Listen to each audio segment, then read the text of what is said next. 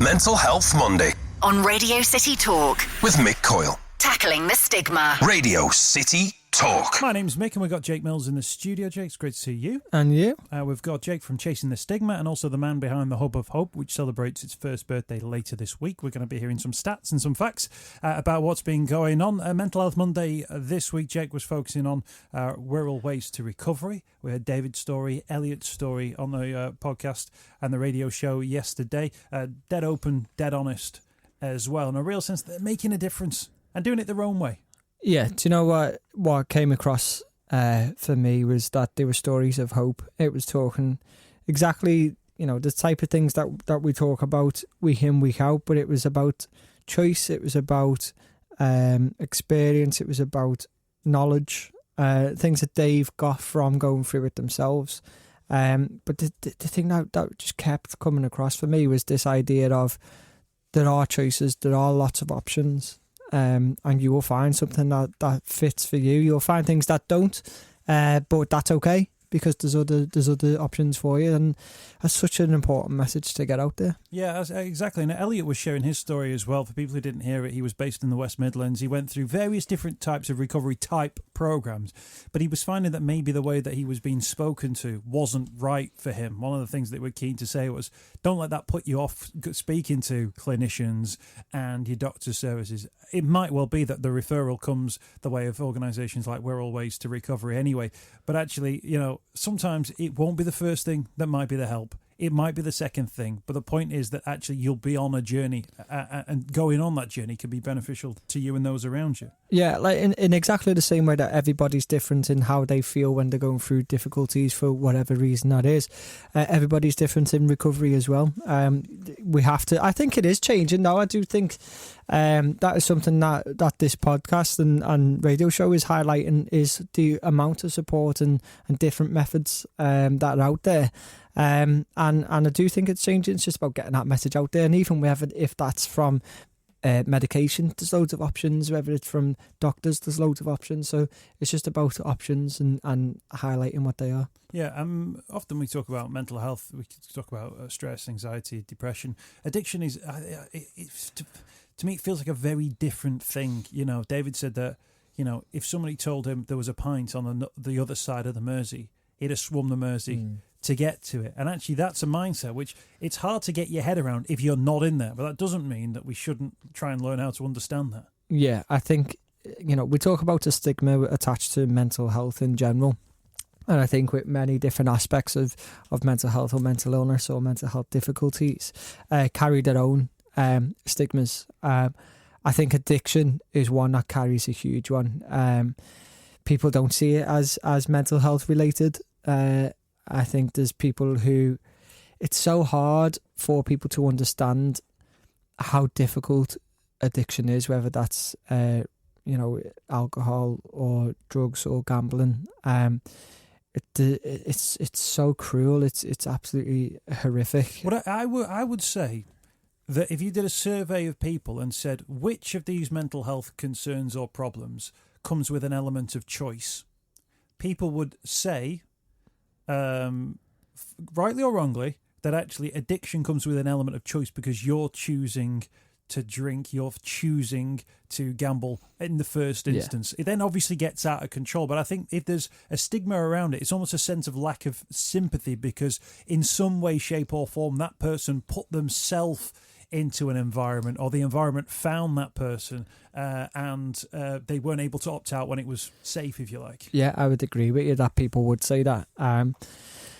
I've seen people who were talking about, I know celebrities or whatever, who will say, well, they've had the chance, they've gone to rehab and they clearly don't want to get better because they've come out and continued to drink or take drugs or gamble or whatever it was. And I mean, if only if it was as simple as that. And if you think if you're addicted to drink, if you're an alcoholic, for example, every single place you go, every single thing you watch, everything about your life, you are surrounded by alcohol.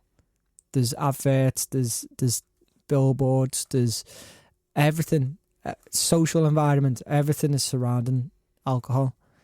And if you're addicted anyway, how difficult that must be. Same with gambling and gambling companies who will push out these free bets, who will, you know, they'll prey on vulnerable people. It's everywhere. It's absolutely everywhere. If you watch the World Cup, for example, absolutely everywhere. It's incredibly difficult. But I guess as well. But if you're addicted to drug use and substance misuse, the chances are your life and your lifestyle might be in such a place that actually drugs use is seen as the norm or as a normal thing to do. The idea that you can just make a clean break away from something, be it drink, be it drugs, be it gambling, is very difficult. And it's a little bit naive, isn't it, to just go, well, just stop doing it then. Yeah, it is changing our lifestyle in many cases. It's changing social and friendship groups. It's changing potentially jobs, work environments. It is a whole lifestyle change, and even if you took addiction out of it, making a lifestyle change as drastic as that is difficult for anybody to do. So with addiction pulling you back in, I mean, that's why the support that they were talking about yesterday is so vital. In terms of the pathways, the road, the journey that you go on to recovery, it was absolutely made clear yesterday by that organisation that it wasn't just, right, you're here, right, you're fixed, you're on a journey, to the point where Elliot even said, sat in the chair next to the one you're sat in now, Jay, he basically said, I know that I've upset family members, and I know that now is not the time to go and recreate those bonds, but I know that the journey I'm on will give me the power in the future to go back and recreate those bonds. I thought, wow, that is the sign of somebody who is taking this recovery and this journey really seriously, that they're planning not just the future, but they're also aware of their limitations at the moment, and the fact that you can't just suddenly jump on 3 or 4 steps down the line. It's about going on the pathway. It's about going on that journey to recovery. And that takes some commitment and strength, and to be able to have that forward thinking approach to it is that's such an achievement in itself, and it is proof that it's not an easy journey. But with that support, they're able to do that, and that's why I think they were absolutely brilliant yesterday. They really were. You can check that out via the Mental Health Monday podcast, Wirral Ways to Recovery as well, their website as well. Just type in Wirral Ways to Recovery, you get all the information. Loads of emails coming through to the show all the time. Thank you to everybody who sends them in. Mick at radiocity.co.uk. Sometimes gets us a while to mention them. Anthony said, Mick, long-term listener. I work in a school and meet a lot of pupils who have various difficulties. I've noticed there is a common denominator that never used to be there. They're all chronically sleep deprived. Could this be a fruitful area for your program to investigate? Many of your audience will have children in this position and not recognise it as a problem, yet despair from the symptoms this habit manifests. If successful, you could help raise awareness of the importance of sleep and how it underpins so many mental and physical stresses. I look forward to hearing your thoughts and keep up the good work. Anthony, thank you for that one. I won't mention his surname there, but thank you for your email. This is a passion project of your own, sleep, getting sleep, and this is for yourself, but actually when it focuses on school children as well, lack of sleep can be a factor. Absolutely, 100% it is. Sleep is so important. It's when we're able not just to rest but to recover, to be able to process things, and I imagine the reason why the kids are sleep deprived is because they're watching telly or on social media, they'll have their phones, everything's so accessible, but sleep is so important. It really is, and as you said, from my point of view, it's one of the main factors which can kind of bring on anxieties and everything. But yeah, it really is, and I think Anthony's got a spot on that. It should be we should be talking about the benefits of sleep. It's not just something that you just do at night. You know, it's all the health benefits that come with it, physically and mentally. Yeah, I think as well. The other thing is that rest time, that recuperation time, you sort of, you know, when you're an old PC and you defragment it.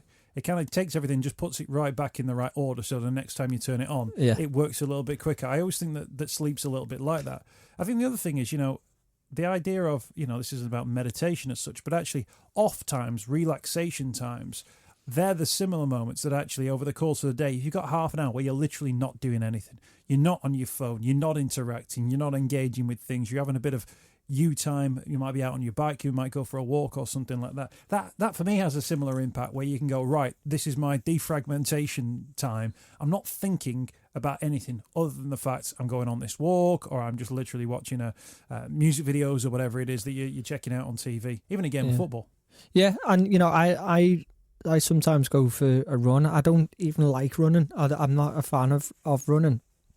I'm not a good runner, but for me, it's about that time, that cut off. I can't look at my phone if I'm out running, and that's kind of really important. Ironically, last night I did struggle for sleep, and the reason was that I give myself a cut off from work, and I say, right, I'm stopping working now. And last night I didn't, because I was quite passionate about the stuff I was doing, and continued to do it to work to fairly late. When I went to bed, I just couldn't turn off. I just couldn't switch that kind of work mode out, and I was lying awake in the night, and that kind of then this morning I was knackered and unable to concentrate. So yeah, it's really important in schools. I think the other thing is with kids as well, and this falls into that energy drinks thing. If you think, I'm tired today, kids don't head down the coffee shop and grab an espresso just as a bit of a pick-me-up. They'll go and grab one of these sort of highly caffeinated, highly sugary drinks, and that'll wire them up. They'll have one on the way into school,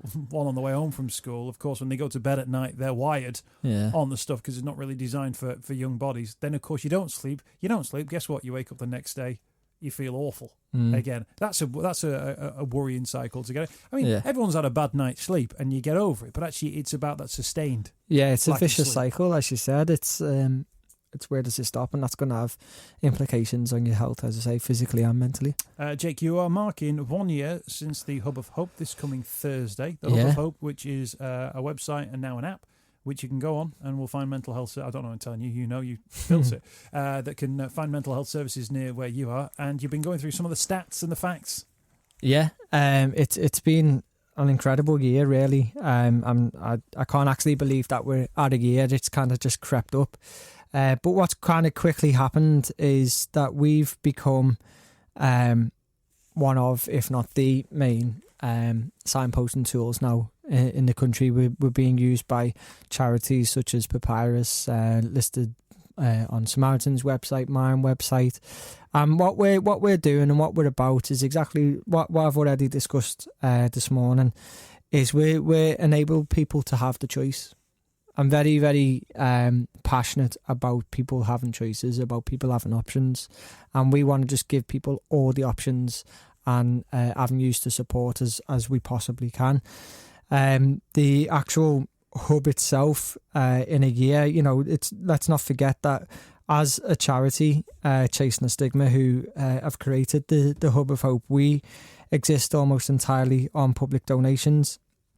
So all the work that we've done in the last year has been done without any money, without any team or staff. But I'm going to be honest, I'm trying to look through my phone for the stats. Have you got them?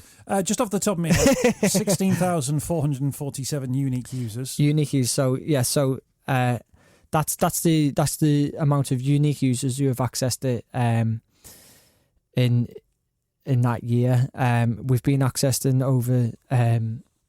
Go on, you tell me. You've got it there. 79 different countries. Yeah, which is bizarre in itself, because we don't actually contain the information for any other countries. But again, it shows that there's appetite for this across the world, and the way that it's built is that we can actually be a global product. It's literally just based on your location. 1,200 plus organisations registered. I guess that's a key one, isn't it? Because not only because you've had to type in all their details, their postcodes and where they are and what they do and where people can find them as well, but that's 1,200 organisations that are saying, yeah, we're here, we can help. Here are 1,200 organisations plus who can maybe put you on a different journey, can help you out when it comes to your mental health. Exactly. And we, don't get me wrong, anybody you speak to, whether it's me, whether it's one of our trustees, whether it's anybody from Mashbo who designed the app, nobody will tell you that the Hub of Hope as it is a finished product. We know 1,200 organisations is a fraction of the support that's out there, but it's something, and it's growing by the day. We've had over 66,000 unique page views in that year. Again, we know that's only a fraction of what we can achieve, but this is proof that people want to use it, that it is helping people, and the feedback that we're getting from people is that it is helping them. Again, it's about that, giving people options. It's not saying don't go to your GP. It's not saying don't go to see a counsellor. It's saying there are other options as well. You can be on a waiting list for 12 weeks or more. you don't have to just sit there and wait. You can go and get help. You're obviously into the major sort of towns as well. Highest traffic coming from London, followed by Liverpool. So it's a national thing, so I imagine organisations are heavy in London. But Liverpool, Manchester, Birmingham and Leeds. But actually, more than 1,000 different cities and towns have access. That must be quite pleasing to not just think it's not just, you know, a few people who you know in Crosby who keep clicking on to help your numbers out. These are people right across the country. Yeah, and, you know, I am proud. I'm not... As a person, I'm not somebody who looks back and reflects. I'm very much about, okay, well, that's what we've done, but let's get on to the next step. But it is a nice feeling to know that this is helping people. As I say, the support that we've got from mental health trusts, organisations, charities who are saying, yeah, this is a good thing. It's the first of its kind anywhere in the world, and it literally is just click a button and find help near you, and it's available as a downloadable app too. On the demographic of people who've been accessing it, I've got a breakdown here of males versus females. It falls perfectly in line with one of the issues that we face within mental health, that women are more likely to seek help, which is great, but also it means that men as a percentage are lesser, to the point where it's basically for every 2 women who access the Hub of Hope, 1 man accesses the Hub of Hope. That's not saying that fewer women should access it, but more men need to as well. That's one of the challenges, presumably, moving forward. It is. And, you know, we know that there could be several reasons for that. We know that, you know, women tend to be the gatekeepers of information as well. So I know, for instance, that a lot of women are going on the Hub of Hope to look for information for the partners, for the dads or brothers. So that could be part of it as well. But it is about how do we get that message out there. But ironically, one of the 5 most access support from the Hub of Hope is Calm. So although the figures in terms of men going on it, Calm is actually one of the highest services that are used. Yeah, absolutely. And another organisation called Ocean Recovery. They're based in Blackpool. Yeah. What do you know about them? Well, they are, I think, they're addiction, drug and alcohol addiction. And they are, I think, the 3rd most accessed service via the Hub of Hope, which is just brilliant. It's exactly what we wanted it to be. We wanted to tell people about the support that's available out there. What else can you do in terms of the Hub? You got year 1 down. What's year 2? What's year 3?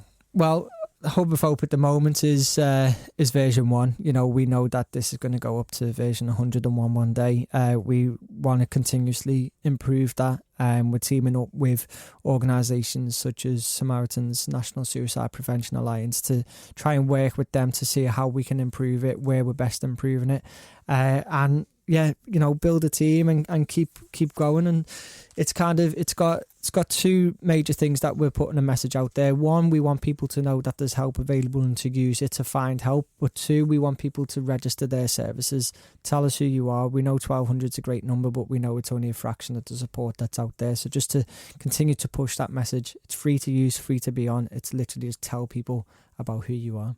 Jake, thank you for your time. What's going on at Chasing the Stigma this week? Birthday party. We've